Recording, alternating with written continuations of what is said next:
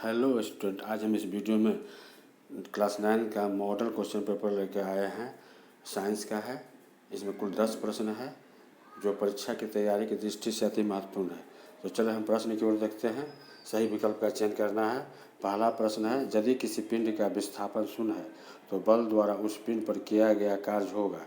ए में है 0 joule, B में है 1 जूल, सी में है 2 जूल, डी में है 9.8 जूल। तो कार्य किसे कहते हैं? यदि वस्तु द्वारा विस्थापन होता है तो कहा गया कि कार्य हुआ, लेकिन हिंट्स को देखते हैं। यहाँ पर विस्थापन शून्य है तो कार्य बराबर होता है बल गुना विस्थापन। यहाँ विस्थापन शून्य दिया गया है, इसलिए आपका कार्य हो ही नहीं रहा है, वस्तु में विस्थापन हो ही नहीं रहा है, इसलिए आपका आंसर ए हो जाएगा, शून्य हो जाएगा। चलो दूसरे प्रश्न को देखते हैं। निम्न में से किसका जरूरत अधिक है?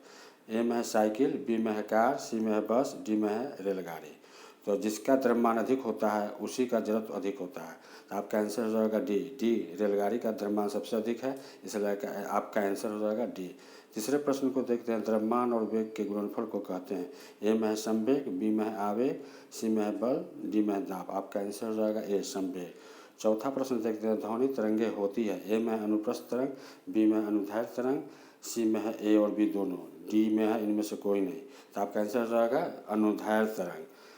अनुदैर्ध्य तरंग वह तरंग है जिसमें माध्यम के कण तरंग के गमन की दिशा में समानांतर दोलन करते हैं, इसलिए आपका आंसर हो जाएगा बी, अनुदैर्ध्य तरंग।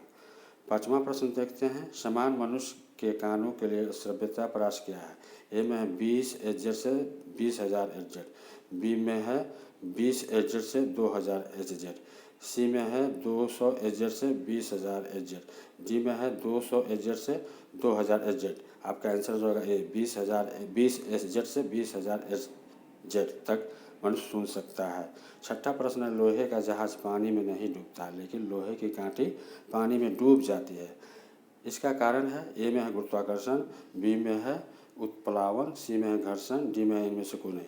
आपका आंसर हो जाएगा बी, उत्प्लावन बल के कारण जहाज तैरता है। उत्प्लावन जहाज को ऊपर की ओर धकेलता है, इसलिए जहाज पानी पर तैरता है और लोहे की कांटी पानी में डूब जाती है।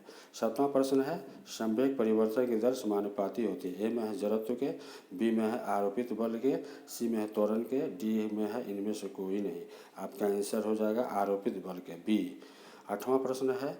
तत्व का एक उदाहरण है। ए में है वायु, बी में है पानी, सी में है नमक, डी में है ऑक्सीजन। आपका आंसर हो जाएगा डी, ऑक्सीजन। नौवां प्रश्न है। एक मोल बराबर होता है। ए में है 6.022 गुणे 10 पावर 23 कण, बी में है 6.022 गुणे 10 पावर 22 कण, सी में है 6.022 गुणे 10 पावर 21, डी में है इनमें से 6.022 गुणे 10 पावर 20 कण। आपका आंसर हो जाएगा ए, 6.022 गुणे 10 पावर 23 कण। 10वां प्रश्न देखते हैं। ऑक्सीजन का सही इलेक्ट्रॉनिक विन्यास निम्न में से कौन है? ए में है 28, बी में है 26, सी में है 286, डी में है 62। आपका आंसर हो जाएगा ऑक्सीजन का परमाणु संख्या 8 होता है, इसलिए इसका विन्यास हो जाएगा 26, बी हो जाएगा।